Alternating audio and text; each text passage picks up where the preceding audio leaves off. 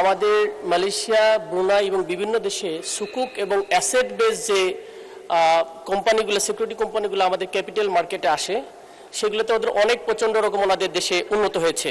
কিন্তু বাংলাদেশে এই ক্যাপিটাল মার্কেটে আমরা সুকুক বন্ড অথবা অ্যাসেট বেস যে ক্যাপিটাল যতগুলা করা হয়, সেগুলোর বড় বাধা হলো এই অ্যাসেটটা ট্রান্সফার করতে গেলে অনেক বেশি ভ্যাট হয়, প্রায় 8 থেকে 9%। এই কারণে এটা ডেভেলপ হয়নি আমাদের সুকুক বেস জিনিসগুলো। সেক্ষেত্রে এটা ট্যাক্সটা কমানোর ক্ষেত্রে আমাদের মাননীয় অর্থমন্ত্রীর কোনো ধরনের প্ল্যান আছে কিনা, সেটার জন্য আমি একটু জানতে চাই। মাননীয় মন্ত্রী। ধন্যবাদ মাননীয় স্পিকার, উনি একটু ভালো প্রশ্ন করেছেন।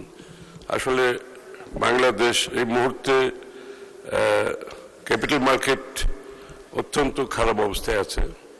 এজন্য আমরা এখানে অনেকগুলো প্রোডাক্ট ডেভেলপ করতে পারি নাই।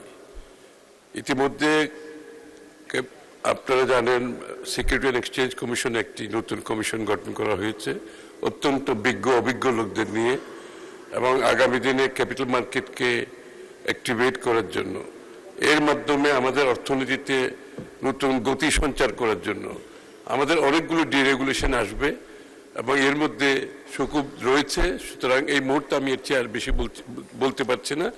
তবে ক্যাপিটাল মার্কেটকে প্রমোট করার জন্য এবং এটাকে এর মাধ্যমে দেশের অর্থনীতিকে গতি সঞ্চার করার জন্য যত প্রয়োজনীয় সংস্কারের প্রয়োজন সব সংস্কার করা হবে ইনশাআল্লাহ।